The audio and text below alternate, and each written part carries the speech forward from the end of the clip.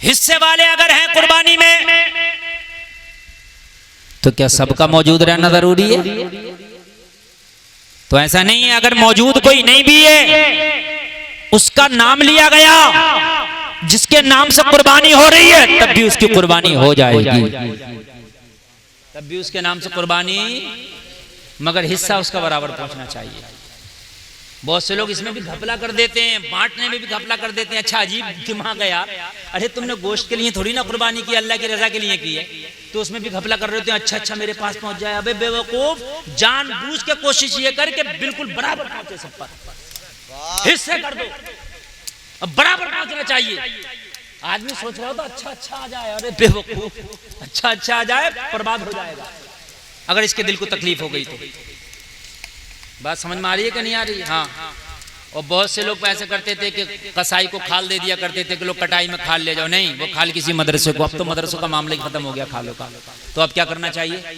तो अब ये करना चाहिए, जब 35,000 का जानवर आप कुर्बान कर रहे हो, अगर खाल तुम्हारी नहीं बिक रही है, अगर 2,000 की खाल है तो 2,000 रुपए और इकट्ठे करके 2,000 फिर किसी मदरसे को भी दो आप अपने जी। मदरसों का बहुत नुकसान हुआ है, बहुत नुकसान हुआ, वरना ईद कुर्बान के मौके पर मदरसों के पूरे साल के खर्चे इकट्ठे हो जाते थे जी।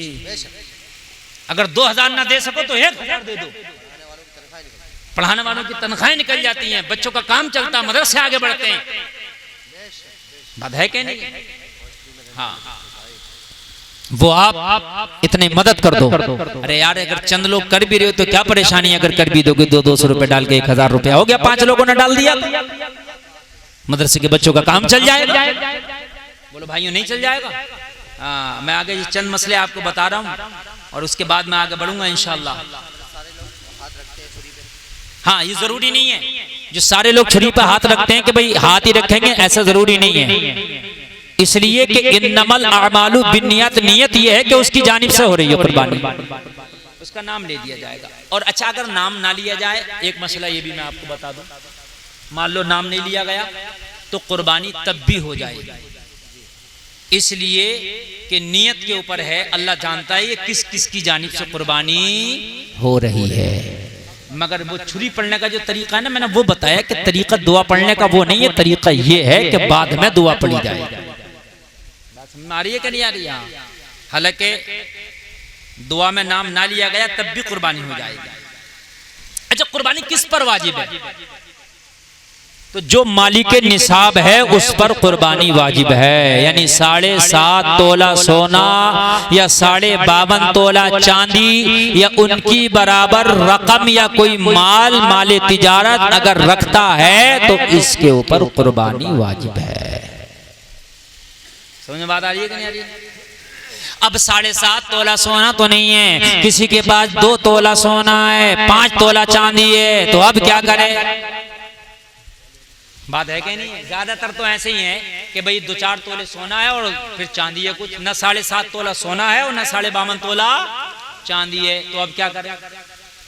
तो अगर सोना 7.5 तोला से कम है और चांदी भी 7.5 तोला से कम है तो दोनों को मिलाओ और दोनों को मिला के देखो इसकी कीमत कितनी हो गई। इसकी कीमत अगर इतनी हो गई कि जिससे 52.5 तोला चांदी खरीदी जा सके तब भी कुर्बानी वाजिब हो गई। समझना है कि दोनों मिलाकर के अगर 52.5 तोला चांदी को पहुंच रहा है तो इस हिसाब से बहुत कम लोग बचेंगे कुर्बानी करने से, ज्यादातर लोगों पर कुर्बानी हो जाएगी। कोई औरत अगर अपना माल, उसका जेवर है, उस पर उसका कब्जा है और वो खुद उसकी मालकिन है और वही कह रही है मेरा, मैं किसी को नहीं दूंगी ये, और है वाकई में उसी का वो, तो फिर वो अपनी कुर्बानी उस माल पर अलग से करेगी। बात समझ आ रही है कि नहीं आ रही? क्योंकि वो माल हो गया ना और वो माल की अलग से मालिक है। 10 तोला सोना है किसी पे, अच्छा हमारे पास सोना तो है, चांदी भी है, लेकिन पैसा नहीं है,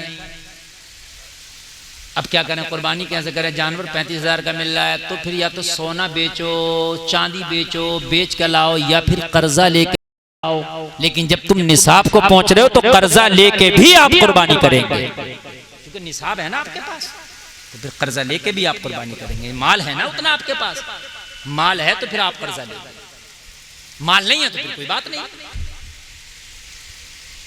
अच्छा, अगर किसी के पास कुर्बानी करने का उसके पर वाजिब नहीं है, कुर्बानी माल नहीं है इतना, फिर भी करना चाहे तो कर सकता, फिर भी सवाब मिल जाएगा, नफली हो जाएगी उसकी तरफ से। बात समझ में आई? इतनी बातें मैंने आपको बता दी। अब मैं अपनी तकरीर पे चल रहा हूं। हाँ, क्योंकि तकरीर मुझे भाई करना है। 2 बज गया, 1 घंटा 10 मिनट मेरी तकरीर हो गई और 10 से 15 मिनट और कर दूं, इजाजत है? जोर से बोलो सुभान अल्लाह, और जोर से बोलो सुभान अल्लाह। ये चंद मसले थे जो बता दिए मैंने। मैं शुरू हुआ था कि इस्लाम कुर्बानी मांगता है नहीं है?